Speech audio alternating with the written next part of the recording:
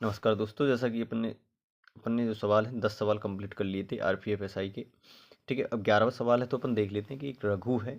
रघु अपनी जो यात्रा है 15 घंटे में पूरी करता है। मान लो रघु को कहीं जाना है भाई साहब, यहाँ से मान लो कहीं जाना है उसको, इधर को यहाँ जाना है, यहाँ से इधर को जाना है।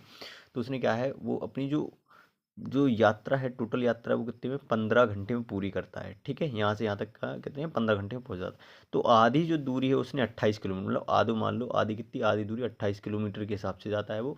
और फिर जो आधी जो शेष बची हुई थी वो 32 किलोमीटर पर आवर की घंटे की उसमें जाता है। मतलब पहले जाता है 28 की चाल से, फिर जाता है कितने से 32 के चाल से जाता है। तो उन्होंने बोला है कि तो शेष यात्रा चाल करता है तो यात्रा की कुल दूरी ज्ञात करें। ठीक है, तो यात्रा की हमें क्या निकालनी है, कुल दूरी निकालनी है। ठीक है, तो मान लेते हैं कि हमने कि एक्स यात्रा उसने माना कि एक्स किलोमीटर की यात्रा उसने 28 की उससे क्या की है, तय की है। ठीक है, और फिर एक्स जो बची होगी आपकी कितनी हो जाएगी 28, वो 32 से, मतलब आधी इससे और आधी इससे इसने क्या की है, ठीक है, तय की है। कितने घंटे में हुई, 15 घंटे में। ठीक है, तो 15 घंटे में तय करता है। तो एक काम करते हैं, इनका एलसीएम लेते हैं। एलसीएम कितना आ जाएगा इसका, लगभग कितना 224। ठीक है, इसका 224 है, इसको काटेंगे तो कितनी बार जाएगा ये, 4 बार, सॉरी 8 बार जाएगा। कितनी बार इसको काटेंगे तो कितनी बार जाएगा, 8 बार। तो कितना हो गया 8x प्लस इसको काटेंगे इससे तो कितनी बार जाएगा ये अपना, जाएगा कि 7 बार।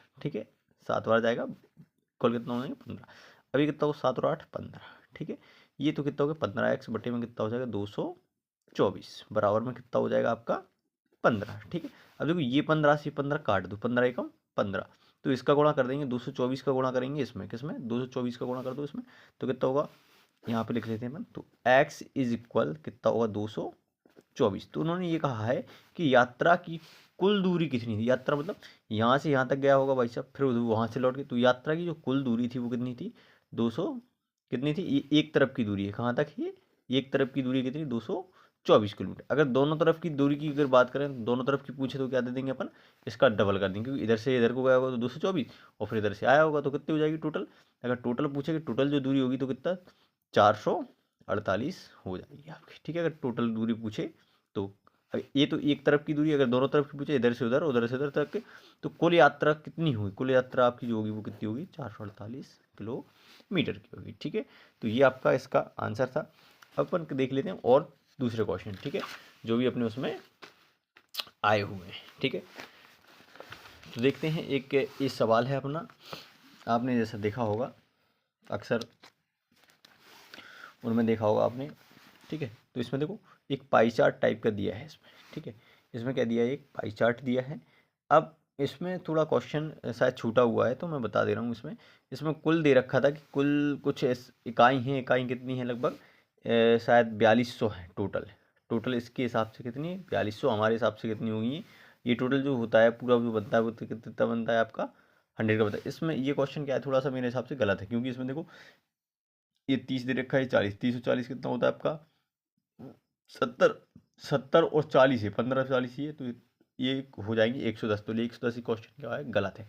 तो इसमें ये पूछा था कि सबसे छोटी इकाई, मतलब सबसे छोटी तिमाही, मतलब ये सेकंड तिमाही और आपकी जो फोर्थ तिमाही, इन दोनों का अंतर पूछा था इसमें। ठीक है, इन्होंने कहा था कि जो टोटल है, टोटल अपने पास कितनी है, बात जो इकाई है वो कितनी है आपकी, टोटल जो इकाई है 4200 है।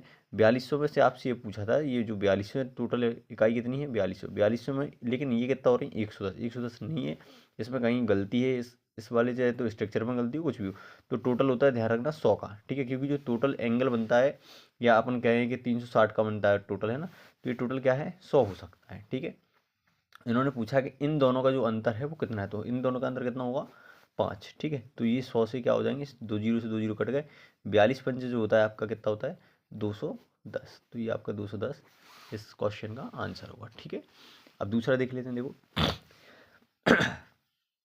अब इन्होंने क्या कहा है, वह एक मतलब वह एक अंक की सबसे छोटी संख्या बताइए जिसे 6 अंकों की संख्या में जोड़ने पर वह पूर्णता किससे विभाजित होता है 11 से। देखो पहले अभी क्वेश्चन करके आए थे, तो और ये क्वेश्चन भी वही है। तो अपन को क्या करना है कि 11 से ऐसी इस संख्या को, इसमें कौन सी संख्या जोड़ी जाए जो क्या हो 11 से विभाजित हो जाए। देखो ये कितना होगा 11 5 55।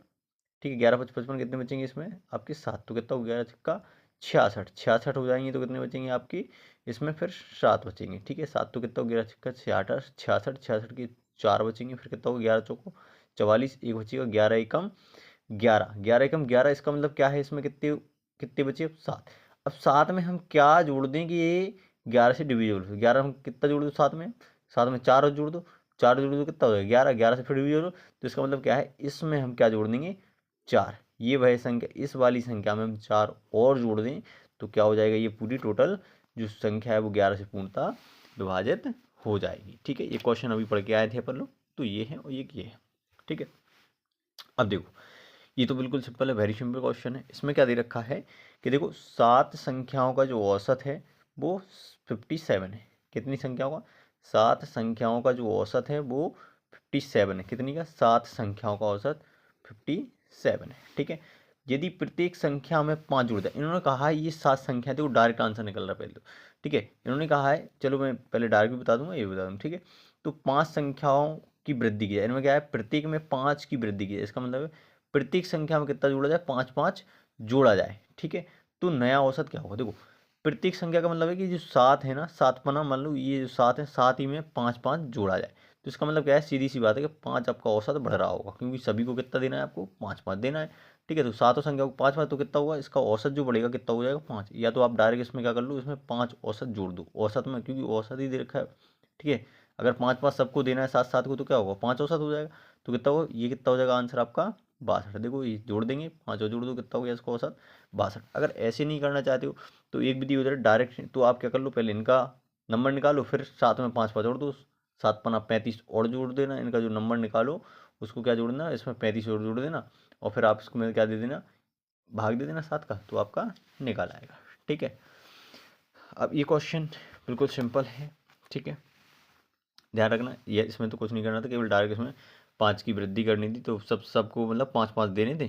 सीधी बात, जितने भी लोग हैं 7 हैं, 7 साथ ही में 5 5 और जोड़ दिए हैं, तो कितना औसत बढ़ेगा इसका, 5 और बढ़ जाएगा, 57 था, 5 और जोड़ तो कितना 62 हो जाएगा। तो जो नया औसत होगा, नया जो एवरेज होगा, ठीक है, नया औसत है, तो नया जो औसत बनेगा आपका क्या बनेगा, ये आपका 62 बनेगा, ठीक है। अब बात कर लेते हैं इस वाले क्वेश्चन नंबर 15वां की, ठीक है। 15 में क्या कहता है, एक स्कूल में भाग लेने वाली जो लड़की व लड़की की संख्याओं का अनुपात कितना है, ठीक है। तो गर्ल्स एंड बॉयज़ का जो दे रखा है, बॉयज़ का जो अनुपात देख रहा है 1:5 है। अब इन्होंने ये कहा है कि यदि इसमें कितनी संख्या है, यदि इसमें क्या है, लड़कियों की संख्या, लड़कियों की जो संख्या दे रखी कितनी है 243, ठीक है। लड़कियों की संख्या 243 है, तो लड़कों की संख्या आपको ज्ञात करना है, ठीक है। तो ये बताओ, इनके हिसाब से लड़कियों की संख्या कितनी है 243, ये हमारे हिसाब से संख्या कितनी हो गई 1। निकालना किसकी है, लड़कियों मतलब लड़कों की, बस लड़कों का गुणा कर दो, आंसर आ जाएगा। तो ऐसे क्वेश्चनों में कुछ नहीं करना है, जो संख्या दे रखी लड़कों की दे रखी होगी तो लड़कों का डिवाइड कर दे। अब लड़कियों की अकेली दे रखी है तो लड़कियों का डिवाइड कर दो, जो निकालना है उसको मल्टीप्लाई, लड़कों की दे रखी है तो लड़कों को क्या कर दो मल्टीप्लाई, पूछा है लड़कों का। तो 5 तिया 15 की 5, और ये कितना हो जाएगा, 5 तिया 15 की 5, और 5 को 20 और 1 21, हाथ लाएंगे 2, 5 दूनी 10, 10 और 2 12। तो ये जो लड़कों की जो संख्या है बॉयज़, ठीक है, नंबर ऑफ बॉयज़, तो ये नंबर ऑफ बॉयज़ आपको आगे के लड़कों की संख्या कितनी हो जाएगी 1215, ठीक है। ये आपका आंसर हो जाएगा, ठीक है। तो ये थे आपके क्वेश्चन 15। अब इसमें क्या है, कुछ क्वेश्चन और रह गए हैं इसमें, ठीक है। ये 15 क्वेश्चन थे, 15 में अब क्या है 35 क्वेश्चन थे, 35 क्वेश्चन में से 15 ही हो गए हैं, तो 20 क्वेश्चन और रह गए हैं। 20 क्वेश्चन अपन अगली वीडियो में डिस्कस करेंगे। धन्यवाद।